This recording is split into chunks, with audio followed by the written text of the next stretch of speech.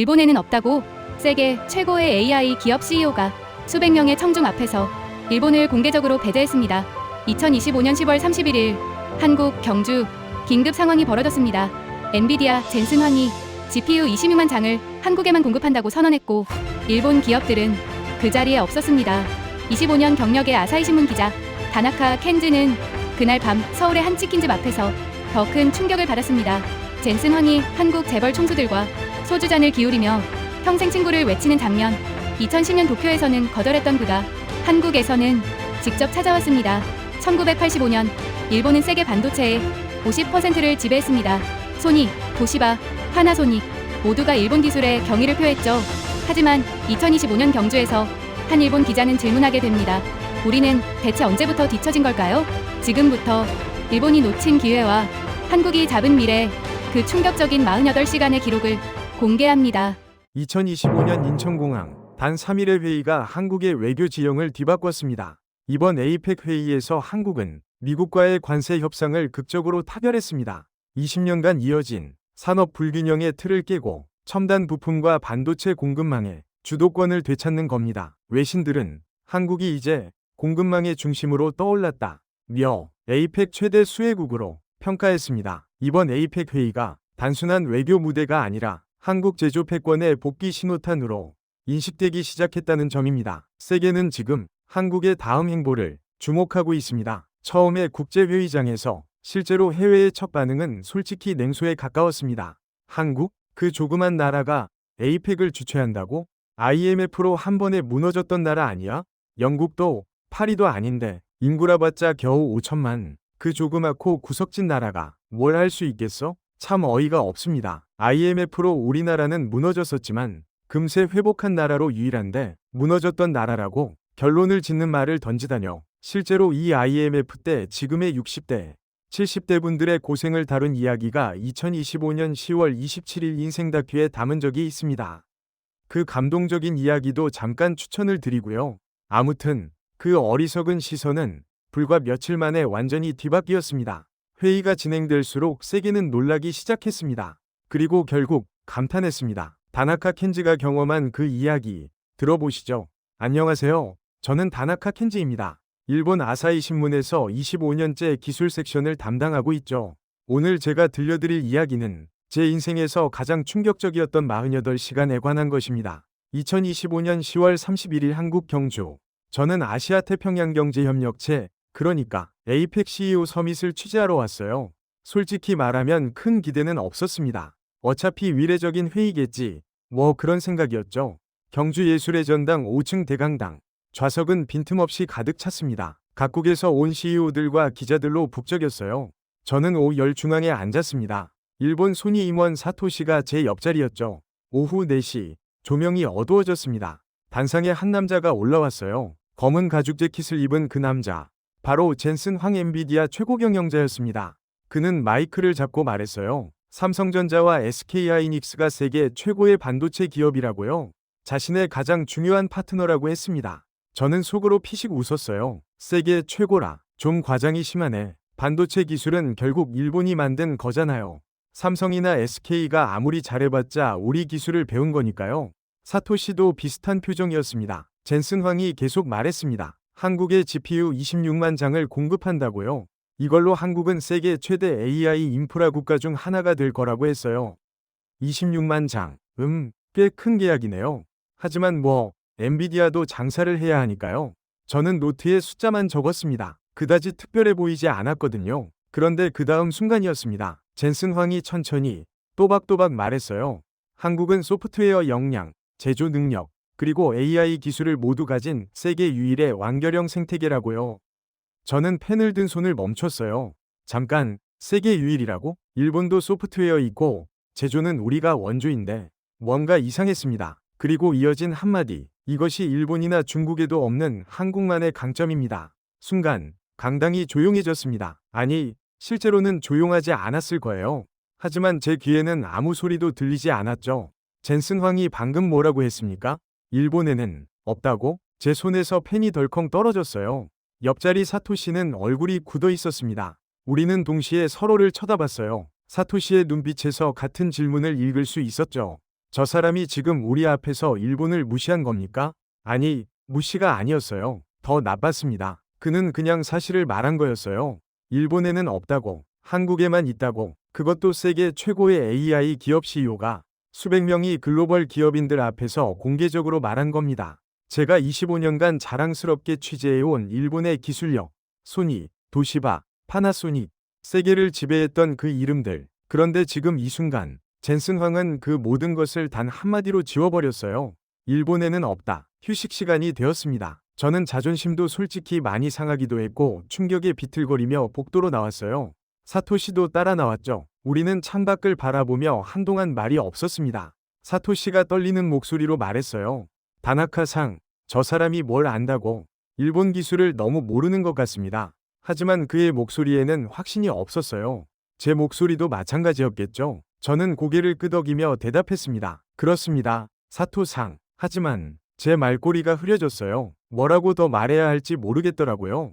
왜냐하면 저는 알고 있었거든요. 젠슨 황은 세계에서 가장 똑똑한 사람 중 하나입니다. 그가 함부로 말할 사람이 아니에요.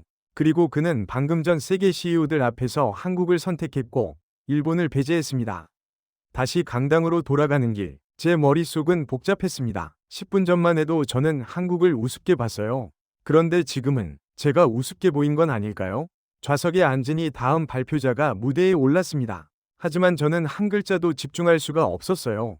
젠슨 황이 그 한마디가 계속 머릿속에 맴돌았거든요. 일본에는 없다. 일본에는 없다. 일본에는. 이것은 굴욕이었을까요? 아니면 각성이었을까요? 그때는 몰랐습니다. 하지만 지금 돌이켜보면 알 것 같아요. 그건 둘 다였습니다. 사실 젠슨 황이 발표 전날 밤, 저는 서울 호텔에서 TV를 보고 있었어요. 긴급 속보 젠슨 황, 삼성동 치킨집 방문. 화면 속에는 치킨집 앞에 몰린 1000명의 인파가 보였습니다. 저는 황급히 택시를 타고 그곳으로 달려갔어요. 유리창 너머로 보였습니다. 젠슨 황, 이재용, 정의선. 세 사람이 치킨을 먹으며 환하게 웃고 있었어요. 팔짱을 끼고 소주잔을 기울이며 깐부를 외쳤죠.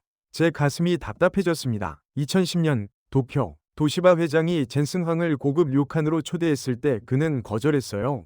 일정이 없다고 했죠. 그런 그가 지금 한국에서는 치킨집에 직접 왔습니다. 왜죠? 왜 일본은 안 되고 한국은 되는 겁니까? 옆에 있던 소니 직원이 중얼거렸어요. 부럽네요. 한국은. 저도 모르게 고개를 끄덕였습니다. 부럽다는 말로는 부족했어요. 질투가 났습니다. 젠슨 황이 밖으로 나와 외쳤어요. 오늘은 제 인생 최고의 날입니다. 저는 그 자리에서 한참을 서 있었습니다. 가슴속에서 뭔가가 타들어가는 느낌이었어요. 이건 단순한 회동이 아니었습니다. 이건 선택이었어요. 그리고 그 선택에 일본은 없었습니다. KTX 안에서 저는 눈을 감았습니다. 그러자 떠올랐어요. 1985년 봄, 도쿄대학교 졸업식 날이요. 23살이 저는 졸업 가운을 입고 아버지와 함께 벚꽃 아래 서 있었습니다. 아버지가 제 어깨에 손을 얹으며 말했어요. 켄지, 너는 축복받은 시대에 태어났다. 일본이 세계를 이끄는 시대니까. 그때는 정말 그랬습니다. 일본은 세계 최강이었어요. TV에서는 매일 자랑스러운 뉴스가 흘러나왔죠. 일본 반도체, 세계 시장 점유율 50% 돌파, 소니 워크맨, 전 세계 청년들의 필수품, 도요타, 미국 자동차 시장 석권. 저는 그 뉴스들을 보며 가슴이 벅찼어요. 우리는 최고였습니다. 의심의 여지가 없었죠. 1990년 28살에 저는 아사히 신문에 입사했어요. 기술부에 배치되었죠. 선배 기자 야마다 상이 제게 말했습니다. 다나카군, 한국 기사는 짧게 써. 아직 한참 멀었어. 우리 기술을 배우러 오는 나라야. 저는 고개를 끄덕였어요. 그때 삼성이 반도체에 투자한다는 뉴스가 있었죠. 저는 야마다 상에게 물었습니다. 선배님, 삼성이 메모리 사업을 확대한다던데 괜찮을까요? 야마다 상이 피식 웃었어요. 걱정 마. 따라올 수 없어. 우리에겐 30년의 노하우가 있어. 그들은 이제 시작이야. 저도 그렇게 믿었습니다. 일본은 무적이라고요. 하지만 균열은 조금씩 시작되고 있었어요. 2003년 삼성전자가 메모리 반도체 세계 1위에 올랐습니다. 저는 그 기사를 썼어요. 손이 떨렸죠. 하지만 저는 스스로를 달랬습니다. 괜찮아. 메모리 하나일 뿐이야.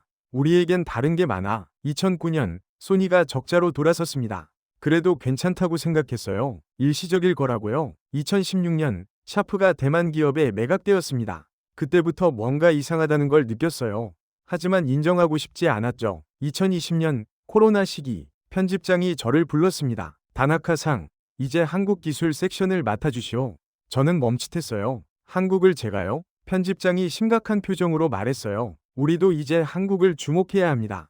BTS, 반도체, 배터리, 무시할 수 없는 수준입니다. 그때도 저는 속으로 생각했어요. 과장이야. 일본이 여전히 위야. 하지만 지금 이 순간 KTX 안에서 노트북 화면을 보고 있자니 현실이 보였습니다. 삼성전자 시가총액 일본 전자 4대 기업 합계보다 큽니다. SK하이닉스 HBM 시장 점유율 60%, 현대차 전기차 판매량 도요타를 추월했어요. 창밖으로 울산 현대차 공장이 보였습니다. 밤인데도 환하게 불이 켜져 있었어요. 옆자리 한국인 승객이 말했습니다. 저기 현대차 공장이에요. 요즘 로봇 공장 짓느라 24시간 가동이래요. 저는 물었습니다. 로봇 공장이요? 네. 엔비디아랑 협력한다던데요. 멋지죠? 저는 대답하지 못했어요. 모든 게 연결되어 있었습니다. 치킨집 회동도, 26만 장 GPU도, 이 로봇 공장도. 이건 우연이 아니었어요. 계획이었습니다. 경주역에 도착했습니다. 플랫폼에 내려서니 첨성대가 조명을 받아 빛나고 있었어요. 에이펙 환영 현수막들이 펄럭였죠. 1500년 전 신라는 당나라와 일본 사이에 낀 작은 나라였습니다. 하지만 2025년 한국은 미국과 중국 사이에서 게임의 룰을 바꾸고 있었어요. 그리고 저는 그 역사적 순간의 목격자가 되었습니다. 원하든 원하지 않든요. CEO 서밋, 그들만의 리그 경주 예술의 전당. 젠슨 황희 발표가 끝나고 휴식 시간이 지났습니다. 다음 순서는 한국 기업 CEO들의 발표였어요. 먼저 최태원 SK그룹 회장이 단상에 올랐습니다. 그는 차분한 목소리로 말했어요. 여러분, 1000년 전 이곳 경주는 아시아의 실리콘밸리였습니다. 신라는 철 기술로 세계를 놀라게 했죠. 2025년, 우리는 AI로 다시 한번 세계를 놀라게 할 겁니다. 객석에서 박수가 터져나왔어요. 저는 펜을 들고 메모했습니다. 아시아의 실리콘밸리라. 과장이 좀 심하네. 하지만 그 다음 슬라이드를 보는 순간 펜을 멈췄어요. SK하이닉스 HBM 생산량 그래프. 2023년부터 2025년까지 수직 상승하고 있었습니다. 그리고 2026년 목표치는 현재의 3배였어요. 최 회장이 말했습니다. 엔비디아뿐 아니라 AMD, 구글, 아마존 모두 우리 고객입니다. 제 옆자리 사토시가 작게 신음했어요. 저도 마찬가지였죠. 일본 기업 중 그 리스트에 들어간 곳이 없었거든요. 다음은 정기선 HD현대 회장이었습니다. 우리는 조선소에서 시작했습니다. 이제는 로봇을 만들고 AI를 탑재하고 우주로 나갑니다. 화면에 HD현대의 휴머노이드 로봇이 나타났어요. 공장에서 일하고 용접하고 검수하는 장면들이 이어졌죠. 마지막 장면은 압권이었습니다. 로봇이 로봇을 만들고 있었어요. 정 회장이 웃으며 말했습니다. 엔비디아와 함께 만드는 미래입니다. 또 엔비디아였습니다. 모든 발표에 엔비디아가 나왔어요. 삼성도, SK도, 현대도 전부 엔비디아와 손잡고 있었습니다. 그때 생각이 들었어요. 일본 기업은 어디에 있죠? 도요타는, 소니는, 우리도 AI 하고 있는데 왜 여기 없는 거죠? 마지막 순서는 특별했습니다. K-팝 가수 RM이 나왔어요. 처음에는 위화했죠. 경제포럼의 가수라니? 하지만 그의 발표를 듣는 순간 이해했습니다. RM이 말했어요. K-팝의 성공 비결은 다양성입니다. 7명이 멤버, 각자 다른 개성. 하지만 하나의 음악을 만들죠. 한국 경제도 마찬가지입니다. 반도체, 자동차, 조선, 엔터테인먼트 모두 다르지만 함께 성장합니다. 객석의 21개국 CEO들이 일어나 박수를 쳤어요. 기립 박수였습니다. 저는 앉아 있다가 어쩔 수 없이 일어났죠.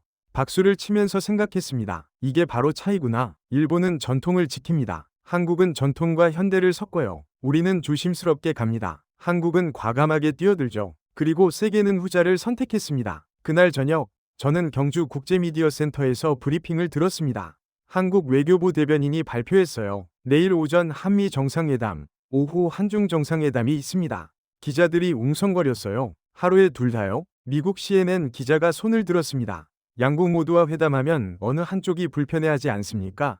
대변인이 미소 지으며 답했어요. 우리는 누구의 편도 아닙니다. 우리는 가교입니다. 저는 속으로 비웃었어요. 가교라. 좋게 말하면 가교고 나쁘게 말하면 박쥐 아닙니까?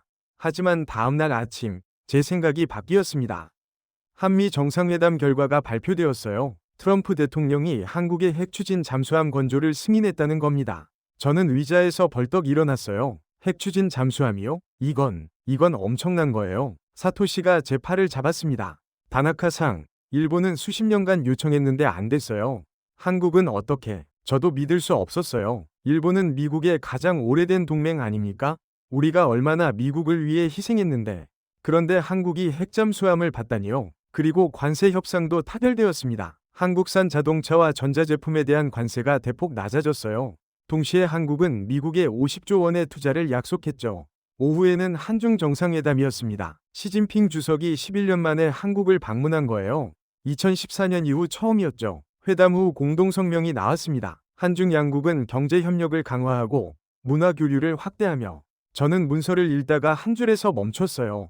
양국은 한반도 평화를 위해 긴밀히 협력한다. 중국이 한반도 평화에 협력한다고요? 이건 중국이 한국의 입장을 인정한 겁니다. 저는 로비에서 프랑스 기자를 만났어요. 그가 저에게 물었습니다. 다나카 씨, 일본도 이렇게 할 수 있나요? 미국과 중국을 동시에 만족시키는 거요? 저는 고개를 저었어요. 솔직히 모르겠습니다. 우리는 항상 미국 편만 들었거든요. 프랑스 기자가 말했어요. 그게 바로 차이점 같네요. 일본은 선택했고 한국은 균형을 잡았어요. 그날 밤 저는 호텔방에서 생각했습니다. 한국이 박쥐라고 비웃었던 제가 틀렸어요. 이건 박쥐가 아니었어요. 이건 전략이었습니다. 누구의 편도 들지 않으면서 모두와 손잡는 전략. 그리고 그 전략은 성공하고 있었습니다. 마지막 날 저녁, 정상 만찬이 열렸습니다. 경주 라한셀렉트 호텔 대연회장, 21개국 정상과 강요들이 모였어요. 저는 언론석에 앉아서 그 광경을 지켜봤죠.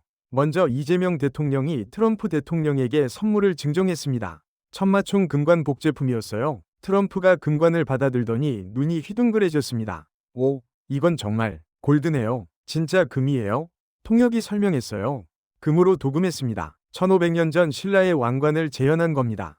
트럼프가 감탄했어요. 놀랍군요. 제 박물관 맨 앞에 두겠습니다. 그는 진심이었어요. 금을 좋아하는 트럼프의 취향을 정확히 맞춘 거죠. 옆에서 멜라니아 여사도 환하게 웃고 있었습니다. 다음은 시진핑 주석 차례였어요. 이 대통령이 보자기에 싼 무언가를 건넸죠. 경주 황남빵입니다. 이 도시의 전통 과자예요. 시진핑이 하나를 집어먹었습니다. 그의 얼굴에 미소가 번졌어요. 맛있군요. 저는 놀랐어요. 시진핑이 웃는 걸 처음 봤거든요. 그는 항상 무표정하잖아요. 건배 시간이 되었습니다. 호랑이 유자 생막걸리가 나왔어요. 이 대통령이 말했습니다. 한국의 전통주로 건배합시다. 잔을 들었을 때 시진핑의 표정이 변했어요. 막걸리를 한 모금 마시더니 얼굴을 살짝 찡그렸죠. 너무 세나 봐요. 하지만 그는 참았습니다. 그리고 다시 웃었어요. 만찬이 끝나갈 무렵 백악관 대변인 캐롤라인 레빗이 SNS에 사진을 올렸습니다. 저는 휴대폰으로 확인했어요. 사진 속에는 한국 화장품들이 가득했죠. 설화수, 후, 아모레 퍼시픽. 그녀가 쓴 글이 화제였어요. 어메이징 코리안 뷰티 프로덕츠. 경주에서 발견한 보물들. 순식간에 전 세계로 퍼졌습니다. 미국 젊은이들이 댓글을 달았어요. 어디서 살 수 있어요? 나도 갖고 싶어요. 저는 그 장면을 보며 깨달았습니다. 일본도 전통이 있어요. 게이샤, 사무라이, 벚꽃. 우리는 그걸 소중히 지킵니다. 박물관에 보관하고 조심스럽게 다루죠. 하지만 한국은 달랐어요. 그들은 전통을 현대화합니다. 금관을 선물하고 막걸리로 건배하고 화장품을 외교수단으로 쓰죠. 그리고 세계는 그걸 사랑합니다. 문화가 외교가 된 순간이었어요. 다음 날 아침, 저는 불국사에 갔습니다. 각국 정상들도 와 있었어요. 트럼프, 시진핑, 모두 신기한 듯 저를 둘러봤죠. 일본 기자로서 자존심이 상했어요. 우리 교토절이 더 유명한데. 하지만 인정할 수밖에 없었습니다. 이건 단순한 관광이 아니었어요. 이건 메시지였습니다. 우리는 긴 역사를 가진 나라다. 하지만 과거에 머물지 않는다. 그게 한국이 세계에 보낸 메시지였습니다. 11월 2일 아침, 김해국제공항. 저는 도쿄행 비행기 탑승을 기다리고 있었어요. 노트북을 열고 지난 3일간의 메모를 정리했습니다. 기사 제목은 이미 정했어요. 일본이 놓친 10년, 한국이 잡은 미래. 하지만 첫 문장이 나오지 않았어요. 어떻게 시작해야 할까요? 어떻게 써야 일본 독자들이 받아들일까요? 탑승 안내 방송이 나왔습니다. 저는 노트북을 닫고 일어났어요. 비행기에 오르는데 휴대폰이 울렸습니다. 도쿄 본사 편집장이었어요. 다나카-상, 기사 잘 쓰고 있나? 네, 편집장님. 거의 다 썼습니다. 좋네. 그런데 말이야, 너무 한국을 띄우는 건 아니겠지? 저는 잠시 멈칫했어요. 편집장님의 목소리에는 경계심이 묻어 있었죠. 편집장님, 저는 사실만 쓸 겁니다. 사실이라는 게 뭔가? 자네 관점이 들어가면 그건 이미 사실이 아니네. 저는 심호흡을 했어요. 편집장님, 저는 25년간 이 회사에서 일했습니다. 한 번도 거짓을 쓴 적 없어요. 이번에도 마찬가지입니다. 침묵이 흘렀습니다. 편집장이 한숨을 쉬었어요. 알았네. 하지만 신중하게. 우리 독자들은 한국 얘기 듣고 싶어 하지 않아. 저는 대답했습니다. 듣고 싶지 않아도 들어야 합니다. 그게 현실이니까요. 전화를 끊었습니다. 손이 떨렸어요. 25년간 회사를 위해 일했는데 이런 전화를 받다니. 비행기가 이륙했습니다. 창밖으로 부산이 보였어요. 그리고 멀리 경주 방향이 보였죠. 저는 노트북을 다시 켰습니다. 첫 문장을 썼어요. 2025년 10월 31일. 경주. 나는 일본의 미래가 사라지는 걸 봤다. 아니야. 지웠습니다. 너무 자극적이에요. 다시 썼습니다. 젠슨 황이 말했다. 일본에는 없다고. 나는 그 순간 깨달았다. 그는 틀리지 않았다. 이것도 아니에요. 지웠습니다. 세 번째 시도. 25년간 나는 일본 기술을 자랑스럽게 취재했다. 하지만 경주에서 나는 질문하게 되었다. 우리는 정말 최고인가? 이거다. 이게 맞아요. 저는 계속 썼습니다. 치킨집 이야기, CEO 서밋, 한미회담, 한중회담, 금관 선물. 모든 걸 담았어요. 마지막 문단을 쓸 때쯤 도쿄가 가까워졌습니다. 한국은 우리가 놓친 기회를 잡았다. 이제 질문은 하나다. 일본은 어떻게 할 것인가? 저장했습니다. 편집장에게 이메일을 보냈어요. 제목은 간단했습니다. 경주에서 본 진실. 비행기가 나리타 공항에 착륙했습니다. 휴대폰을 켰어요. 편집장에게서 답장이 와 있었습니다. 내일 아침 회의. 자네 기사 논의할 것. 저는 한숨을 쉬었습니다. 싸움이 시작되는구나. 11월 3일 아침 9시. 도쿄 아사히 신문 본사 회의실. 저는 편집장과 부국장, 경제부장 앞에 서 있었습니다. 제 기사가 프린트되어 테이블 위에 놓여 있었어요. 편집장이 안경을 벗으며 말했습니다. 다나카 상, 이 기사는 게재할 수 없네. 왜입니까? 부국장이 끼어들었어요. 너무 자학적이야. 독자들은 일본을 비판하는 기사를 원하지 않아.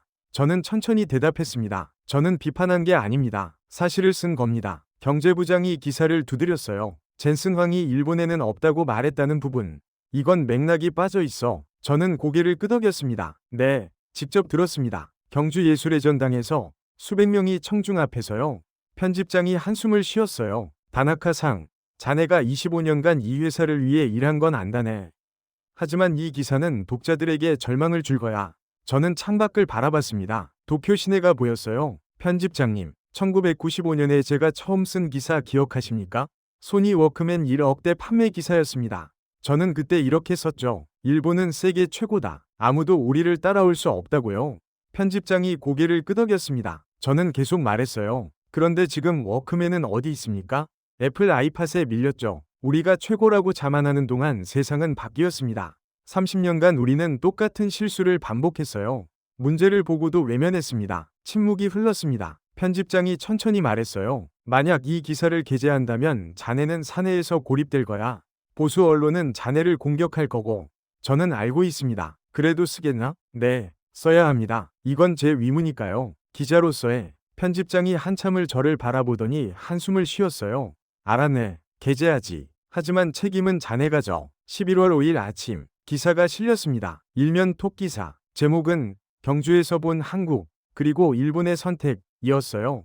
반응은 폭발적이었습니다. 보수 언론이 저를 공격했어요. 산케이 신문은 사설에서 이렇게 썼죠. 아사히의 다나카 기자는 한국을 지나치게 미화한다. 이는 자학사관의 또 다른 형태다. 인터넷 댓글은 더 심했습니다. 매국노, 한국 앞잡이, 일본을 무시하는 기자. 악플이 쏟아졌어요. 하지만 동시에 다른 목소리도 나왔습니다. 한 젊은 독자가 이메일을 보냈어요. 다나카 선생님, 감사합니다. 저는 27살 엔지니어입니다. 일본이 뒤처지고 있다는 걸 알았지만 아무도 말하지 않았어요. 선생님이 용기 내주셔서 감사합니다. 대학 교수도 연락을 했습니다. 도쿄대학에서 특강을 해주실 수 있습니까? 학생들이 현실을 알아야 합니다. 놀랍게도 소니의 한 임원이 비공개 미팅을 요청했어요. 우리는 긴자의 조용한 카페에서 만났습니다. 그가 말했어요. 다나카 씨, 당신 기사 읽었습니다. 사내에서 난리가 났어요. 하지만 당신 말이 맞습니다. 우리는 변해야 해요. 어떻게 변하시겠습니까? 그는 커피잔을 내려놓았어요. 한국 기업들과 협력을 검토 중입니다. 더 이상 혼자 할 수 없어요. 11월 중순, 일본 정부도 움직였습니다. 기시다 총리가 긴급 경제회의를 소집했어요. AI 육성에 5조엔 추가 투자, 반도체 산업 재건에 3조엔 지원을 발표했죠. NHK 뉴스가 보도했습니다. 이는 한국의 에이펙 성과에 자극받은 조치로 보인다. 변화가 시작되고 있었어요. 11월 말, 저는 다시 편집장에게 불려갔습니다. 편집장이 말했어요. 다나카-상, 자네 기사가 화제야. 독자 반응도 양분되었지만 영향력은 확실히 있네. 그래서 말인데 한국 특파원으로 가지 않겠나?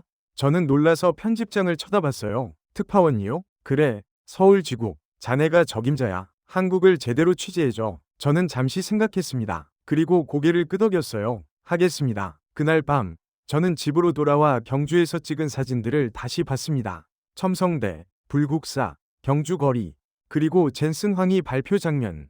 25년간 저는 일본 기술을 자랑스럽게 취재했어요. 하지만 경주에서 저는 질문하게 되었죠. 우리는 정말 최고인가? 답은 분명했습니다. 아니요. 한국은 우리가 놓친 기회를 잡았어요. 우리가 신중할 때 그들은 과감했고, 우리가 완벽을 기다릴 때 그들은 시작했습니다. 이제 질문은 하나입니다. 일본은 어떻게 할 것인가? 저는 노트북을 열고 새 파일을 만들었습니다. 제목을 입력했어요. 서울에서 배우다에서 일본이 회복해야 할 것들. 첫 문장을 썼습니다. 나는 곧 서울로 간다. 적을 감시하러 가는 게 아니라 스승을 만나러 간다. 그리고 멈췄어요. 스승이라. 일본인 독자들이 이 단어를 받아들일 수 있을까? 하지만 지우지 않았습니다. 왜냐하면 사실이었으니까요. 2025년 경주 에이펙. 그곳에서 저는 충격을 받았습니다. 하지만 그 충격은 각성이 되었고, 각성은 변화의 시작이 되었어요. 한국은 앞서가고 있습니다. 이제 우리의 선택입니다. 계속 과거를 붙잡고 있을 것인가? 아니면 미래를 향해 뛸 것인가? 저는 선택했습니다. 미래를. 비록 그 미래가 일본의 자존심에 상처를 주더라도 말이죠. 왜냐하면 진실은 아프지만 거짓보다는 낫기 때문입니다. 그리고 변화는 인정에서 시작되기 때문입니다. 창밖으로 도쿄의 야경이 보였습니다. 여전히 아름다운 도시였어요. 하지만 이제 저는 알고 있습니다. 아름다움만으로는 부족하다는 것을요. 변화가 필요합니다. 그리고 그 변화는 지금 여기서 시작됩니다. 여러분, 오늘의 이야기 잘 들으셨나요? 일본 기자의 눈으로 본 2025년 경주 에이펙. 그 현장에서 우리는 대한민국이 얼마나 멀리 왔는지 확인할 수 있었습니다. IMF의 고통을 이겨내고 세계가 불가능하다던 산업화와 민주화를 동시에 이뤄냈던 우리나라. 그 힘이 2025년 경주에서 다시 한번 세계를 놀라게 했어요. 엔비디아 CEO가 선택한 나라. 미국과 중국이 모두 손잡고 싶어하는 나라. 21개국 정상이 배우고 싶어하는 나라. 그게 바로 우리 대한민국입니다. 여러분께서 흙먼지 속에서 공장을 일으키고 허리띠를 졸라매며 자녀 교육에 헌신하셨던 그 세월이 헛되지 않았습니다. 지금 전 세계가 한국을 주목하고 배우고 따라하려 하고 있습니다. 긴 이야기 끝까지 들어주셔서 진심으로 감사드립니다. 오늘도 여러분의 자랑스러운 대한민국이었습니다.